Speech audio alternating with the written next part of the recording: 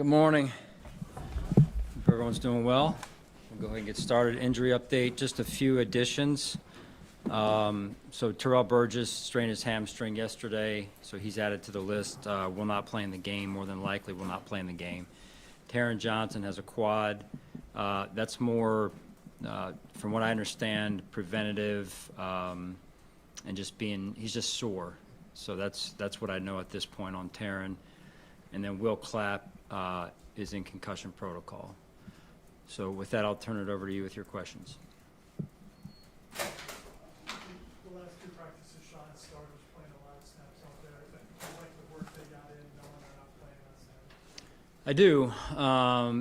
We're working towards taking another step this week, and really the unique part about it is, again, for us who have been around the league when it was 4 preseason games, usually you would take that 4th preseason game, it would be you back your starters off and you're going with your with the other players. In this case, we're doing it in the 3rd preseason week. So I think the important piece for us is that we not only stay sharp, but we're focused on taking another step. And I saw some of that this week, and we've got to continue to do that next week as well.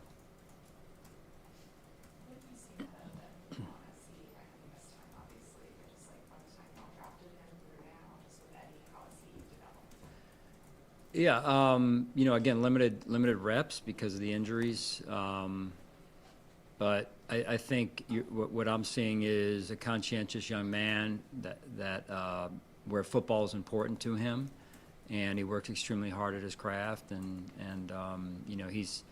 he had some opportunities this week. Kind of started getting healthy end of last week. Actually, got a few reps there against the Steelers. So this will be another opportunity for him this week.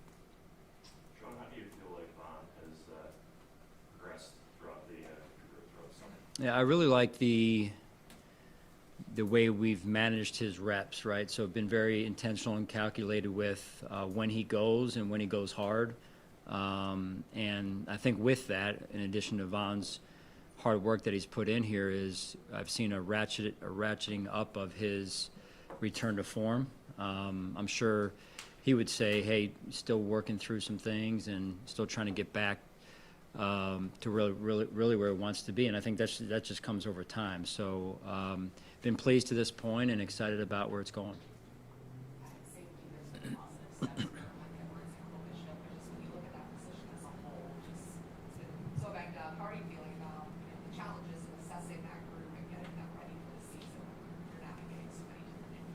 Yeah, I mean, there's an opportunity there. There's opportunity when people are out for other people to step up, and I thought DeMar did that, and then DeMar, had the injury, the hamstring last week against Pittsburgh. So just really trying to do the best we can, evaluating and helping those players, the new ones in particular, like Mike and Cole, through extra walkthroughs as much as we can to capture the mental reps.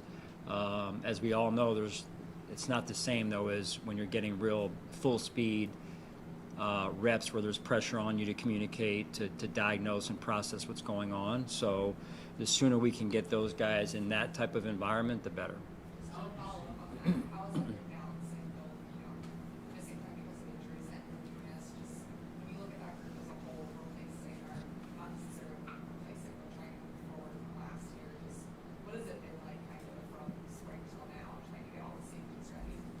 Yeah, I mean, it's been a challenge just because, first of all, if you strip the injuries away, we've got some new players in there, which is exciting. It's an opportunity to continue to evolve as a defense, as a secondary. With that comes time on task with not only in the system but with one another. So learning and understanding T-Rap, whoever that other safety is in there with him, learning and understanding Taron and the corners and the communication and the symmetry that develops over the course of many reps together. So, we probably won't have that to start the year, but we'll find our way. Sean, you're looking at Josh as a ratcheted up his ability. How have you seen that him adapt and to the new challenges that come with this year that he's not faced before with all the turnover? And how have you seen that continue to grow over the past 2 months and over the course of this offseason? Well, I believe that Josh looked looked at it as an opportunity and somewhat of a new chapter, right? And with that, him taking even more ownership of his role on the football team overall, but also onboarding these new players, helping onboard these new players into how we do things, and then schematically what we're doing. And then his connection then to Joe with NRC, with developing, let's call it, some of the new things we're doing offensively. And when you have that type of involvement and that type of ownership, the influence is felt even more. And so I've been very pleased with Josh and his investment and also his leadership. So you see that that was a conscious decision on Josh, seeing the reality of what he was facing, when you say that, he took it upon himself. Well, I mean, yes. I mean, he's wired that way, and it's what's required as well of the franchise quarterback, right? So couldn't be more pleased with how he took that responsibility, that opportunity, that challenge, however you want to say it, John, head on, and he's performed extremely well in all facets of that challenge, and I can't wait to see what the season brings for him. Sean, along those lines, Josh's position comes with an obvious leadership role, but he lost 6 of 18 captains. A lot has been made of that. Josh can't do it alone in terms of being a leader. How have you seen the rest of that leadership group evolve, and are you, because I mean that was a question mark, and are you satisfied with how that is evolving, this new wave of leaders that you're going to need? Right. When you have younger players that are being mentored by older players, right, and veteran players, you're watching the leadership of those veteran players, and then you're watching at the same time the development of these younger players that they are leading.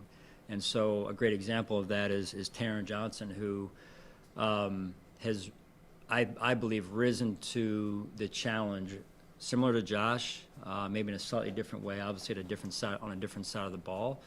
But now is his time, right, to help not only play and play well, but also lead our defense and lead our team and influence the way he can influence. So there's a number of players that carry that influence, and some of it comes in the way that they lead with their play, but also some of it in how they lead with their words, right? So that influence and that impact from our leadership, and I don't want to when I say it that way, it sounds like it's just 1 or 5 people. It's not that. It's a number of them that we need, and we need to continue to develop those leaders, empower them, and at the end of the day, they'll be the ones that lead our team. Hey, Sean, do you have any further clarification on 3 guys, Mitchell Trubisky, Marquez Valdez, Scantling, Morrison, if they'll extend? What did you say? And if they'll extend?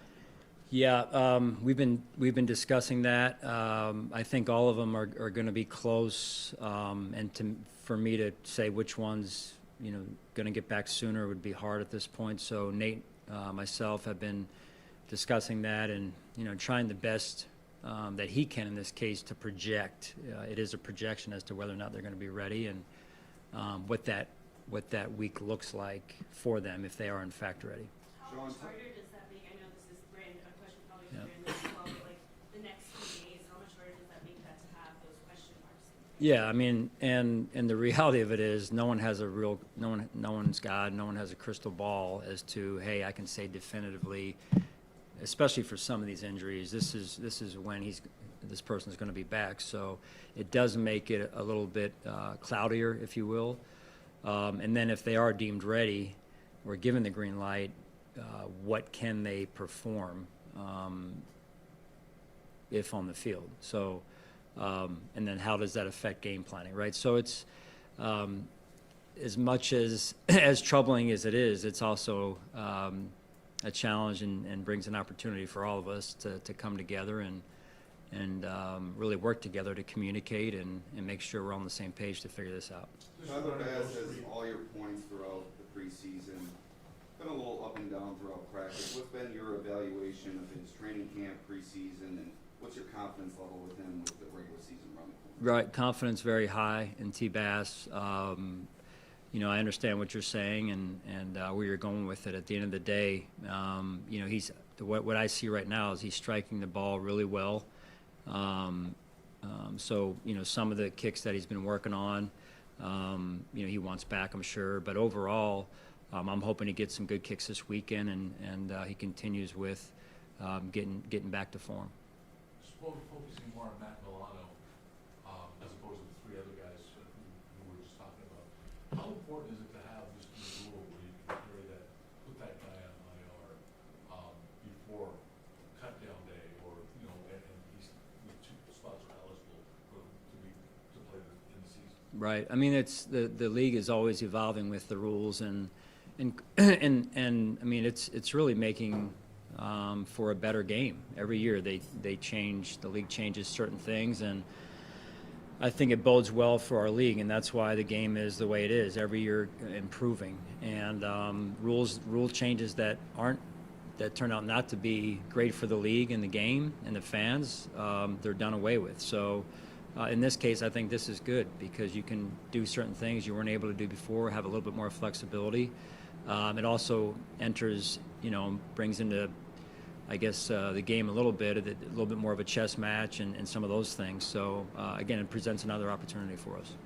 Marquez and Curtis specifically, if you get to the regular season and one or both aren't available, how confident are you that the group you have, or would that be a position you have to address for somebody outside the building?